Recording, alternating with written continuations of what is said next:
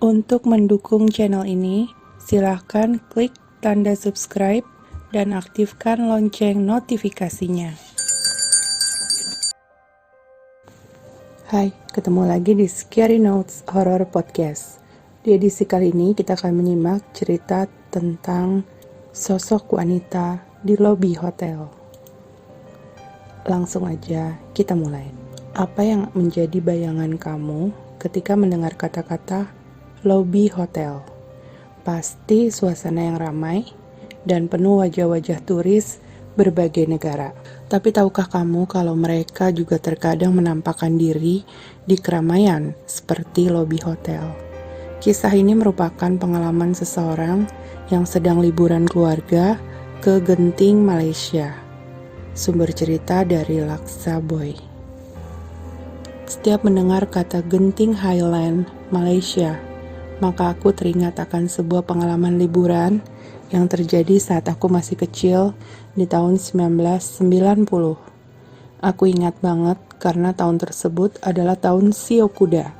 Dan saat makan di restoran hotel, minuman disajikan dalam mug berbentuk kuda yang istimewa banget.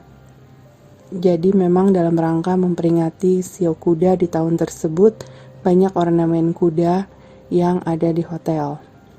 Oh iya, kondisi saat itu di Genting Highland beda dengan sekarang. Jumlah hotel dan taman hiburan belum sebanyak sekarang, dan taman hiburan besar juga belum rampung. Ketika itu baru ada 3 hotel terkenal, yaitu Genting Hotel, sekarang disebut Genting Grand, Highlands Hotel, sekarang namanya Maxims Hotel, dan Resort Hotel, yang diurut mulai dari harga kamar termahal. Artinya yang termahal itu Genting Hotel ya, atau sekarang dikenal dengan Genting Grand. Kami sekeluarga menginap di Highlands Hotel yang kini namanya sudah berganti menjadi Maxims Hotel. Saat itu Genting Hotel merupakan hotel terbesar dan termahal dan dilengkapi auditorium megah juga kasino. Kondisi udara waktu itu jauh lebih dingin dari sekarang. Mungkin karena sebagian besar area masih dipenuhi hutan. Saat itu hujan sedang turun, lalu awan mendung dan kabut tebal memenuhi kawasan, sehingga menghalangi pandangan. Bahkan di lobi hotel tempat aku duduk, pemandangan luar tidak kelihatan sama sekali. Yang ada hanya awan gelap dan kabut yang tebal. Saat itu kami berkunjung ke Genting Hotel. Sebagai gambaran suasana, jika kita datang ke hotel tersebut, maka akses masuk melalui lobi adalah melewati sebuah pintu putar yang besar atau rotating door di lobi utama. Nah, kabut akan terlihat ikut memasuki ruangan setiap kali seseorang mendorong pintu putar. Kebayang dong betapa tebal kabutnya sampai masuk-masuk ke ruangan tiap pintu dibuka. Kabut tebal tentu saja menambah suasana mistis suatu tempat. Suatu hari saat orang tuaku mengunjungi kasino di Genting Hotel, aku berjalan-jalan sendiri di lobi dan asik memandangi keramaian suasana berbagai orang yang datang dan pergi melalui pintu besar yang berputar. Tiba-tiba mataku terpaku pada seorang wanita berpenampilan glamor layaknya sosialita. Usianya kira-kira 30 tahunan. Dia mengenakan gaun mewah berwarna pastel yang tampak mahal. Penampilannya begitu serasi dan sempurna. Anehnya, tidak ada seorang pun yang memandang ke arah wanita tersebut. Hanya aku. Saat itu aku berpikir mungkin saja mereka sedang sibuk dengan urusan masing-masing seputar check-in ataupun check-out hotel. Aku lanjut menatap wanita tersebut. Kulihat satu tangan wanita ini sudah memegang gagang pintu dan siap untuk mendorong pintu putar dan keluar dari lobi hotel. Penampilannya benar-benar mewah dan sempurna seperti layaknya artis atau sosialita. Lalu aku kaget karena ia perlahan-lahan menengok ke arahku dan tersenyum.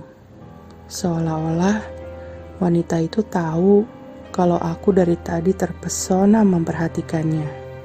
Kemudian, ia pergi melangkah keluar melalui pintu putar di lobi.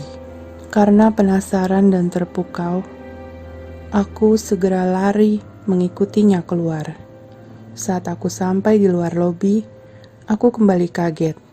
Jantungku berdebar kencang, sebab hanya dalam hitungan detik, sosok wanita tersebut sudah hilang. Aku berlari mencarinya, tapi tak melihat apa-apa.